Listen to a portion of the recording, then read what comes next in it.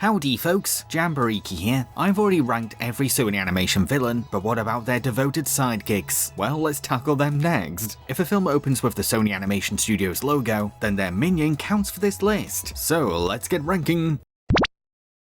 Debbie from the Angry Birds movie 2. This cherry-faced minion is a very loyal sidekick to her mistress. You can really tell that Debbie looks up to Zeta, so much so that we even see the little bird copying the purple eagle. She's someone who's willing to do all she can to keep Zeta's tropical dreams alive and act 100% supportive of the villainess's entitlement. I deserve to feel the hot sand squishing between my beautiful talons. You deserve that and more. Yes, I do. However, as much as I love Angry Birds movie 2 as an underrated SONY Animation gem, Debbie is possibly the weakest character in the whole film. The issue is that the movie doesn't give this minion much to do. Sure, she will chime in now and again, but I can't say that she's quotably funny or full of ideas. I wanted lava balls, not lava puddles. Uh-oh, Glenn's messing up. She mainly just stands at the side while smiling happily, only breaking said grin when her poor-tempered mistress gets annoyed at her. Yes, Debbie is the one who finds out that our heroes have escaped, which is a big deal, but when Zeta makes Debbie go locate the escapees, the film never follows up on this order and kind of just forgets about Debbie. In a final twist, it's revealed that Debbie is actually the daughter of Zeta and Mighty Eagle. Sure, it is a believable twist, but a soap opera reveal doesn't make up for Debbie's lack of presence or contributions. Debbie is so wasted in this movie that I get the impression that she's only in the film for the twist and to test Mighty Eagle's commitment as a family man, making her less of her own character and more of a storytelling tool. Walter from Goosebumps Haunted Halloween. This pharmacy manager is just your average bloke, but his Halloween night is turned upside down when Slappy the Dummy uses him as the vessel for a living spooky mask. There is an element of horror to this minion's origins. I mean, this is an innocent man that's been consumed by a sentient Halloween mask. That's kind of messed up. Unfortunately, the film fails to fully embrace the creepy potential of this concept. You see, we never get to see Walter fighting off his mask or even becoming conscious of his transformation. Walter is just your generic Igor-style assistant who's only given tasks to do off-screen or serve as someone for Slappy to monologue to. Why settle for a small family, Walter, when we can project my power everywhere? Oh, and Walter's human past is only brought up to explain how he's able to build a chair for Slappy's scheme. I used to manage a hardware store. Walter, focus please. You could have replaced this character with any other Halloween monster in the film, and nothing much would have changed. The thing is, there's actually a Goosebumps story called The Haunted Mask, which shares the same sort of premise as Walter's fate, and its TV adaptation has been praised for making mask entrapment genuinely disturbing. They're not my eyes, Sabrina. My eyes don't look like that. Try to calm down, Cully Beth. Those aren't my eyes. Where are my eyes? Walter was a wonderful chance to be an authentic tribute to an actual dark Goosebumps book, but this already uninspired sequel decided to dance around that fun opportunity. Although, it is cute that Walter gets a date once he's back to normal. Azrael from the Smurfs 1 and 2. This first ever attempt to bring Gargamel's infamous cat sidekick into a live-action world is honestly quite the misfire in my opinion. It's a take on Azrael that doesn't work for several glaring reasons. His jump between a CGI animated cat and a real feline is super distracting. His physical limitations as a live-action cat are painfully noticeable, and, much like the Smurfs themselves, he hits a creepy uncanny valley, which is made worse by how Frank Welker's cartoony vocal effects don't fit him.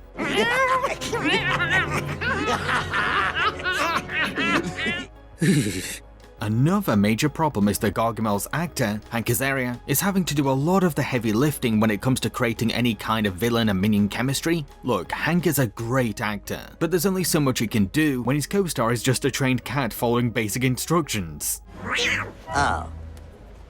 Oh, this is upside down. While the first movie mainly does the bare minimum when it comes to adapting Azrael's trademarks, like laughing at Gargamel's failures or pointing out the obvious to his idiot boss, this Azrael is still a competent and useful sidekick. He may be poorly portrayed on screen, but he's still the brains of the New York Smurf hunt and someone who can deliver as a minion, from providing Smurfette's hair when Gargamel needs Smurf DNA, to spotting any Smurfs while the egotistical Gargamel is way too distracted. No, you again! Get your paws off me!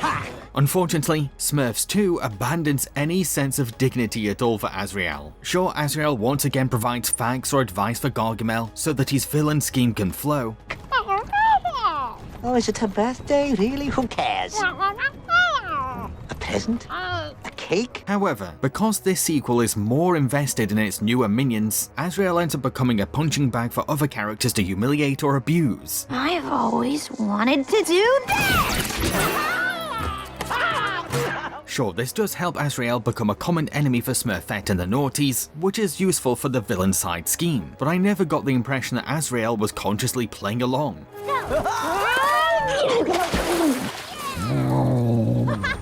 look, it's a catfish! There's a constant feeling that this Azrael could have been much better, because hot damn did Sony Animation let him down. Ed and Edna from Open Season Scared Silly. These two optimistic poutine cafe owners have been called back to the hunting game to help the trigger-happy shore track critters after a werewolf scare has reopened Open Season. Ed and Edna are so stereotypically Canadian that they would even make Bob and Doug blush. Shaw, good day, eh? Hey, you haven't lived till you've tried our poutine on the Ritz. Although I'd also define them by their intelligence, which is as empty and hollow as a skull can come. Older viewers will perhaps find this to be a grating character trait, and I wouldn't blame grown-ups for tiring of the same dumb person jokes. However, a couple of these idiots' lines did get a little smile out of me personally. They kinda remind me of Mr. Tweedy from Chicken Run, but slightly less funny. Not to mention, kids are the target audience, and I think this is the kind of comedy duo act that will entertain the Unterdens. Oh, well this is gonna be easy. The werewolf is right there next to that X. As minions, Ed and Edna don't exactly help Shaw seem more menacing, because they're a pair of weird-looking Muppets with very breezy attitudes. What they do bring to the table are aggravating presences that further fuel the bad temper of Shaw. This hunter is already notorious for his anger issues, but these twits double that sensitivity just by being themselves. Oh, you mean think like a man? You said it's got the intelligence of a man. What would a man do? To be honest, it's hard for me to hate these morons, because they're just so laid back as minions. And there's something sweet about how much they love each other. That's why I love you, Edna. You're good at reading maps. Sure, they're still hunters out to shoot innocent animals for fun, but the finale actually hints that the two are maybe haunted by a little guilt. Undead zombie ghost ducks from hunting seasons past. Perhaps jail will persuade them to stick to selling poutine once they're out. Tombstone from Into the Spider-Verse. Kingpin's personal bodyguard certainly adds some extra gangster cred whenever he accompanies the already intimidating crime boss. He's a toweringly tall and stoic man of little words, who is not only swift with his dual handguns, but can also hold tight onto said weapons while being brutally choked. Not to mention, it's so awesome that this black albino henchman is voiced by an actual African-American actor with albinism, Marvin Jones III. You messed up big time, kid. Very sloppy. However, I'd sadly say that this is also the least memorable Spider-Verse antagonist that we've had so far, as he's not really given all that much to do as Kingpin's right-hand man, and he struggles to stand out next to the franchise's more cartoony villains. On top of this, Tombstone's unflattering moments outnumber the times that he's allowed to shine. From being humiliated by an elderly Aunt May's bat swinging, to failing his job of chief of security at Kingpin's memorial gala. Although Kingpin should also take blame for that, because he's the one who decided that all of his waiting staff should be dressed up like Spider-Man. Get a load of how the waiters are dressed. It's in poor taste, but can't be that easy. Tombstone is eventually beaten in a very quick, blink-and-you'll-miss-it fight against Spider-Noir. Sure, it's not the only undignified defeat in the finale, but it is something else that adds to the criticism that this film underutilizes Tombstone. The thing is, Into the Spider-Verse originally had a scene in which our heroes tried to sneak through the kitchen and end up having to trick Tombstone. Not only would have this scene shown Tombstone's more intelligent side, and given his voice actor more dialogue, but it would have also explained how Kingpin was alerted about our heroes' break-in. Yeah, they think we're dumb. I guess all we can do is hope that Beyond the Spider-Verse gives Tombstone a bigger and better role. The antivirus bots from the Emoji Movie. When Gene the Mer-Emoji expresses emotions outside of his own, the creepy Smiler threatens to delete our hero with antivirus bots. Now, yes, there is something weird about software that was originally designed to protect phones being turned into creepy and dangerous minions. Heck, you could even maybe criticize the film for misrepresenting phone security apps to impressionable kids. However, in the context of the film itself, I'd say that these are pretty decent minions. These are essentially murderous pitch black diamonds with ominous auras and a danger red glow. The fact that they were originally designed to be efficient virus eliminators means that they make for really effective threats in our hero's adventure. They can fire pixelated red lasers that are essentially data destroyers, are able to track their targets with sharp accuracy, and can't be reasoned with as relentless code-wiping machines. While they are command-driven AI, there are moments in the film where they show a glimpse of their goofy sides, from being distracted by shallow YouTube videos to showing that they can dance while still doing their jobs. Could they have been given even more consistent personality? Oh, totally, and that's actually the reason why I didn't rank them higher. Although, Smiler's upgrade of these bots is worth praising. This illegal modification of the previous bots is a huge beast of killer technology that can track multiple targets at once, stretch their tentacle-like arms, and untangle said arms like they were never twisted in the first place. Yes, Jailbreak is able to hack into its off button, but it does try to wrestle off any shutdown attempts, and it only loses thanks to High Five's childish weakness for button smashing. I dislike the Emoji Movie as much as the next person, but credit where it's due. These are good minion assassins for a movie set inside of a phone.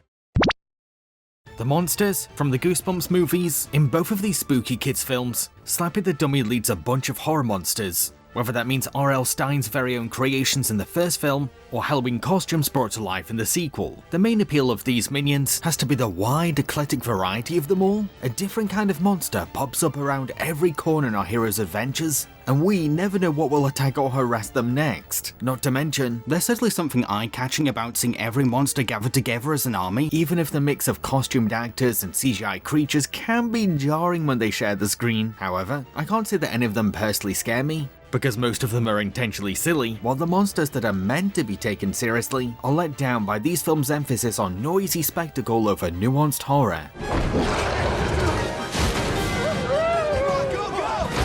However, there's so many monsters in these two films, at least one of them is bound to hit the nervous phobias of more sensitive kids. Not to mention, these films choose monster attack locations that kids can resonate with. I mean, these are places that are supposed to make kids feel safe, or symbolize every child's favorite seasonal holiday, which will certainly help kids watching immerse themselves in the atmosphere or danger of each monster confrontation. We should be helping. We should be leaving. I'd also have to commend the movie for being a bit more daringly dark with some monsters, like the Romero-inspired zombies in the graveyard, the aggressively animalistic abominable snowman, or the demented clown that attacks the school, who is maybe the most realistic threat for today's audiences. I'll also admit that the sillier monsters can compensate for their lack of initial threat, with powers or strengths that unexpectedly raise the stakes, thus leading to surprisingly close calls for their unsuspecting victims. Stop! Get away! Last of all, Slappy does deserve credit for being occasionally tactical with his monster choices. Sure, he tends to be chaotic or random when it comes to his summonings, but he can pick with twisted logic sometimes. You're trapped. That's what it felt like to be locked inside your books. Vexy and Hackus from the Smurfs 2. Gargamel's latest failed experiments are a pair of naughty, magicless Smurf siblings who agree to help the creator manipulate Smurfette into confessing the secret formula for Smurf essence. Hackus is a very slow-witted Smurf with more energy than IQ. It's true that he spends most of the film goofing about, plus he's not bright enough to manipulate Smurfette himself. But there is an endearing innocence to him, and I can't help but feel sad for him when he cries. Hackus licking.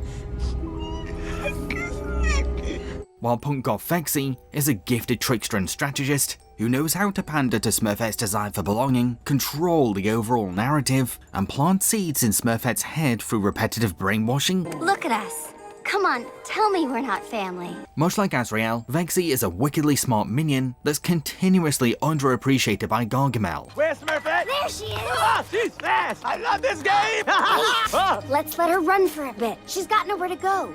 This is perfect for my plan. Yeah. There's an element of dark tragedy to Hackus and Vexy too, because they're technically Gargamel's offspring, but he would rather exploit them as pawns in his mission. These minions are desperately eager to please their father, yet Gargamel only sees them as burdens. Instead, you're both just deeply disappointing experiments. experiment? Like my traitorous Smurfette. The two have been raised by an evil, selfish wizard who is always either busy working as a traveling stage magician or fixating on gaining power over others. So it's no wonder that they've become cultishly desensitized to villainy while remaining hungry for attention and love. Haven't you ever been hugged? Not to mention, the naughties are fully dependent on Gargamel to stay alive, and the sick sorcerer is willing to cruelly make them work while they're literally starving. Father, it's feeding time soon. Not now! However, as much as I sympathize with these characters and really appreciate how they bring some much needed edge to this cynical franchise, it's hard to 100% praise their efforts as minions when the Smurfs 2 rushes Smurfette's return to Gargamel's side. Yes, sure, Vexy's manipulation tactics have some grease to them, and Hackers executes his sister's ideas really well. But come on, Smurfette has had one bad day with the Smurfs after a misunderstanding, and suddenly she's putty in the hands of these naughties? That's both hard to believe and makes Smurfette look like a melodramatic diva. That being said, say what you will about this awful cash grab sequel, but it is still sweet and relieving to watch victims of parental abuse finding their own healthy chosen family. Are you okay? Is this what happy feels like? Brent, from Cloudy with a Chance of Meatballs. The local bully of Shallow Falls also happens to be the island's biggest celebrity, all thanks to his brief babyhood fame as a mascot for a sardine company, something that the greedy mayor enjoys exploiting in his selfish desire to create the ultimate tourist trap. This obnoxious guy might seem like he's all that, but the harsh truth is that his popularity hinges on his 5 seconds of fame as a baby. He's also only a high-ranked celebrity on a miserable little sardine island where he has no competition for fame, and citizens are starving for any kind of fun. So, as much as the island does gush over Brent, his fame is very fragile, and he doesn't seem to realize this. Instead of maturing into a unique adult with his own aspirations or likable personality, Brent has relied entirely on his fleeting and obscure child stardom for his confidence and assurance. However, once Flint Lockwood's food weather machine puts Shallow Falls on the map, Brent's stardom points start to crumble, and reality exposes all of the cracks in his shallow celebrity life. The man once seen as the mayor's favourite, now having to serve as a slide presenter in a pitch for a project that he has no part of. We hold a grand reopening of the island as a must-see cruise destination. While Brent does deserve to be called out for his bully ego, we can also point fingers at the adults who have failed to guide him post-child fame. This may be a very wacky comic relief character, voiced by a super hammy Andy Samberg, but there's still an eerie all-too-real truth to his existential crisis as an ex-child star, in a society that used him and then spat him out. Put your clothes back on! Thankfully, Brent's decline motivates him to humble himself, pursue a new identity, and have a second chance at growing up into a good person. Now go, you crazy kids, and save the world!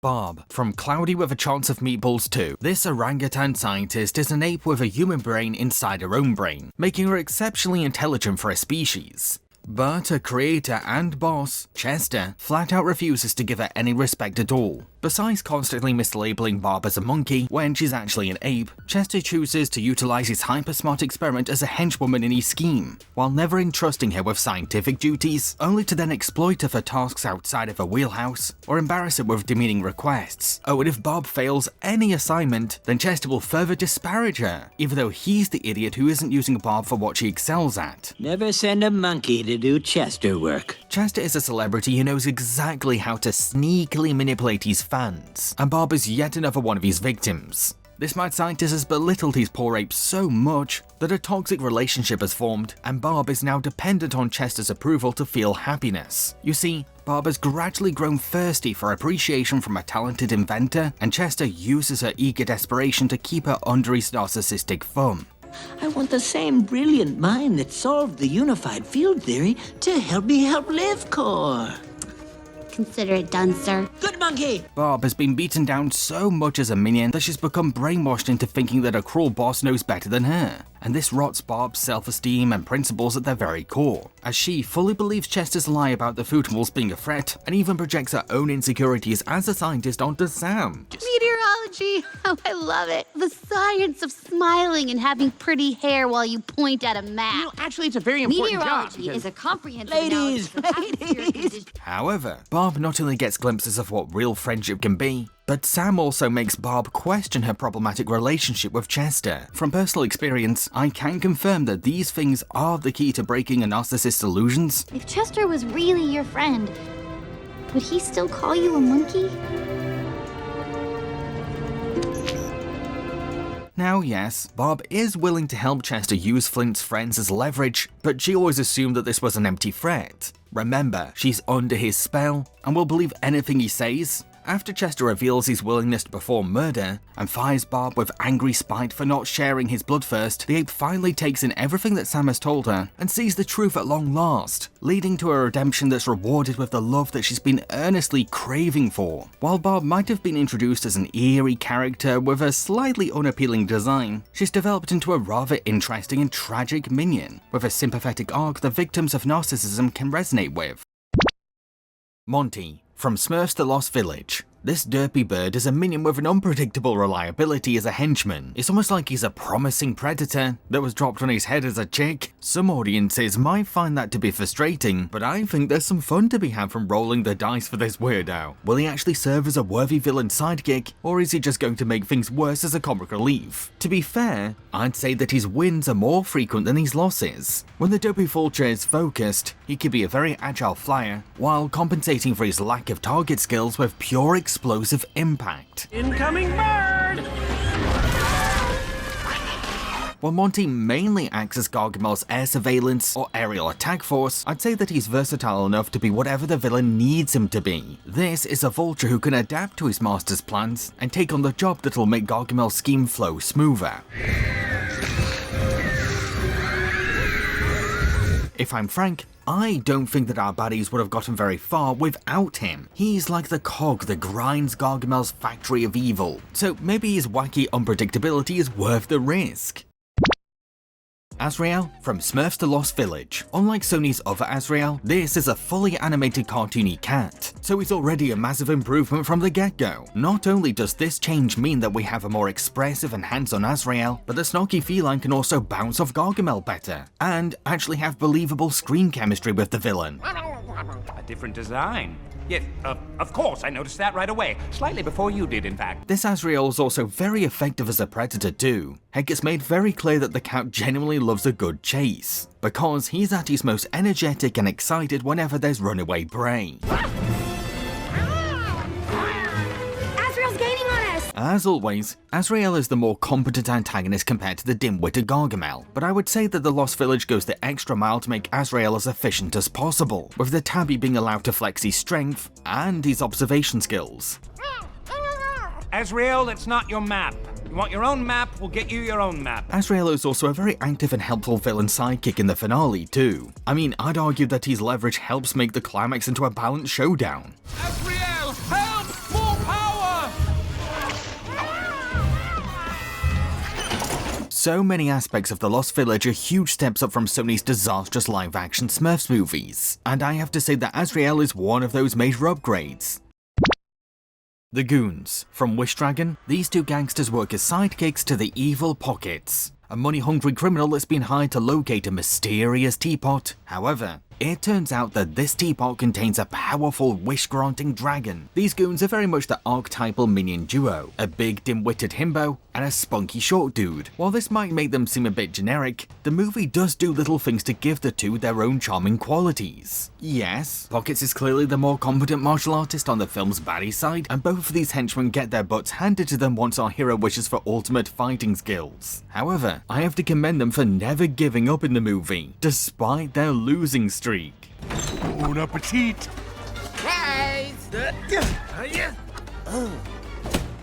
I also wouldn't say that Wish Dragon keeps these goons in a tightly locked trope box just because they're guarding cliches. I mean, the big goon may be a bit slow, but he knows how to pander to his boss, and he can multitask surprisingly well.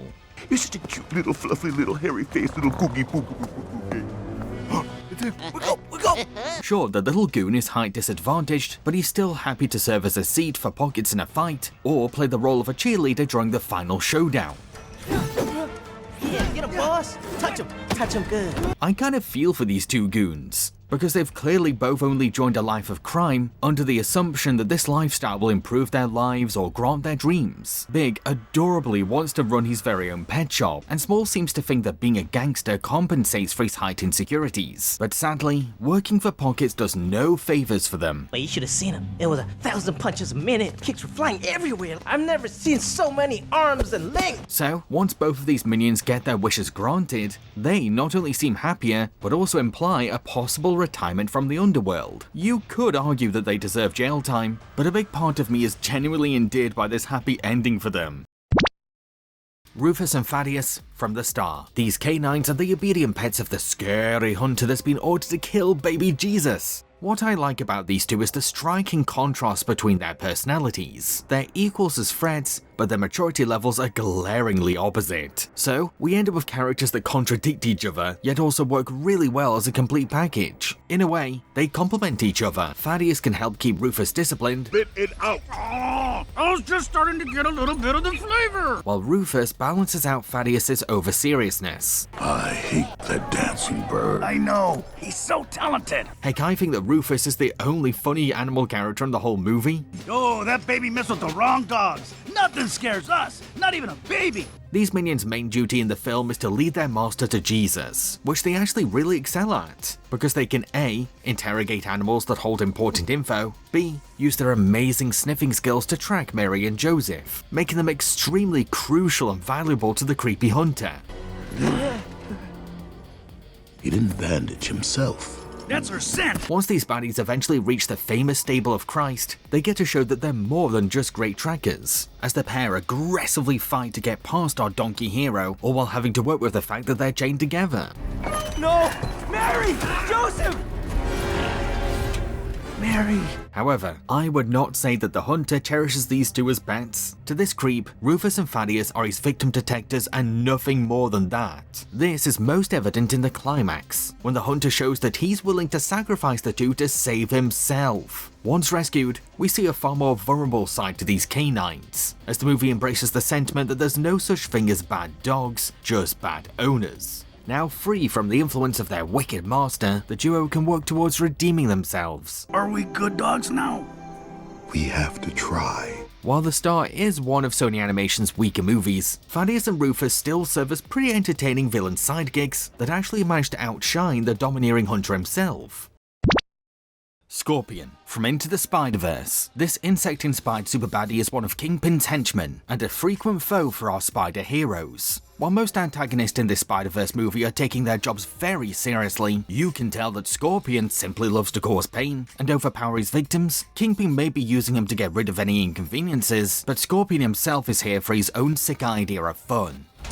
What just does arañitas? Let me guess, you're Scorpion? His scorpion tail isn't just a cool villain design detail, but also an effective weapon in the brawl scene. Do not assume that this minion is all brawn though, because he's also been enhanced with mecha insectoid legs, which can help him to impressively leap between houses. His shockingly intense strength shines the most in the finale though, in which the monstrous henchman tries to break into Penny's robot, as he shows a terrifying determination to crack open the shell that's holding poor Penny, thus resulting in the tragic end of Penny's best friend and last remnant of her late father's loving protection. You okay? Come on. Scorpion's callous obliteration of this adorable robot fuels our hatred of him even more. But what's really cool is that it's the underestimated Spider-Ham that saves Penny from the brute and contributes the most to the final blow of this smug minion, leading to one of my favorite lines in the movie. Did that feel like a cartoon? Scorpion has to share the screen with some pretty awesome Kingpin employees, yet he still ends up leaving a big impression as the most sadistic minion to the crime lord. Pal Max from The Mitchells vs. the Machines. These robots were designed to be incredibly advanced helpers for humanity, but once the vengeful phone app, Pal, gained control of their entire fleet, they all became servants to our villain's anti-human regime. While they weren't invented to intimidate, I can see a creepy angle to these robots, from their cold, blank, expressionless faces that are hard to read, to how they're banishing humanity while still being programmed to sound caring. We're here to help. Please remain calm while we capture you. The PAL Max are also super futuristic in terms of technology too. They can fly around the planet for global reach, energy freeze humans for their caging, and use tracking systems to find our heroes. At the same time, PAL is still just a phone, so the Max can serve as their limbs, as they take on responsibilities and roles that their mistress can't perform. Without these bots, I'd argue that PAL would be almost useless. We have been given new orders. From who? No. However, I do find these minions to be more funny than scary, with their text-to-speech inspired voices playing brilliantly into their dry brand of comedy. Is that a burnt orange 1993 station wagon? Or is it? I especially love the scene where PAL uses them to make their inventor experience being a smartphone. A gag that gets me every time, because it's just so dang true. Give me some nachos. No, I don't have any time to wash my hands. Really work it into the crevices. What's great though, is that PAL eventually realizes that these robots don't fit her standards of perfection. So we end up with the PAL Max Prime, sleek killing machines that put their predecessors to shame and compensate for their previous models' flaws in every single way, resulting in genuinely threatening soldiers for PAL's army. Anomaly detected.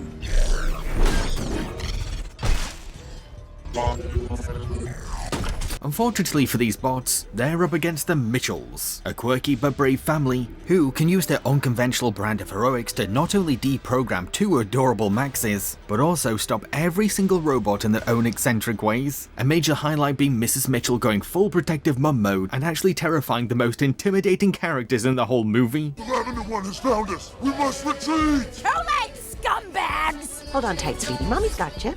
All in all, PAL's minions deliver on both ends of the entertainment spectrum, giving us fresh comedy as deadpan robots, and authentic scares as updated war machines.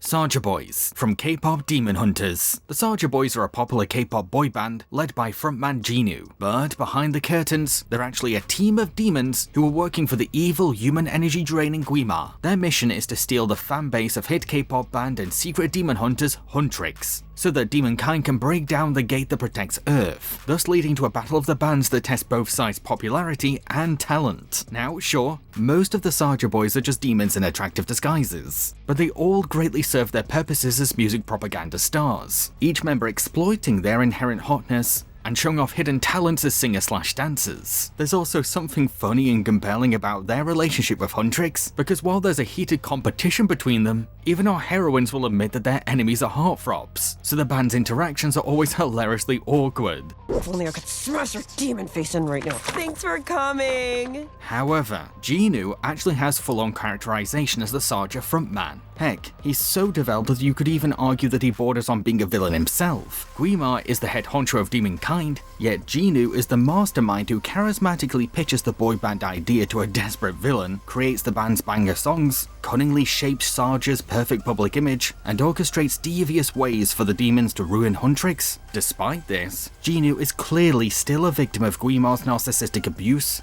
and the K-pop star can only do so much while under the villain's thumb, as the fiery being feeds into Jinu's insecurities, fears, and guilty shame from a past mistake. Don't forget about our deal, Jinu, because I can turn those voices up.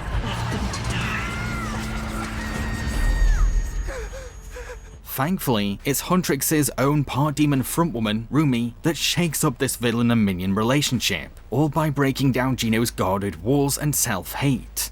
The two developing a believable and sizzling romantic chemistry rooted in a mutual understanding of each other's shared imposter syndromes, thus resulting in an even more complex rivalry for both bands, as the Soulja Boys frontman emotionally wrestles between his loyalty to an overpowerful villain or trusting the woman that he's fallen in love with to save him instead. I made this for you.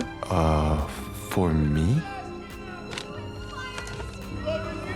Maybe listen to those voices instead of the ones in your head. In a tragic and bittersweet conclusion, it's Rumi's own newly gained courage and self-love that motivates the once self-interested Jinu to give up everything for his true love and the whole of humankind. The film doesn't cowardly go backsies on this noble sacrifice either, so his selfless surrender of life actually means something, while leaving us with a haunting yet romantic end for a tormented character that deserved redemption.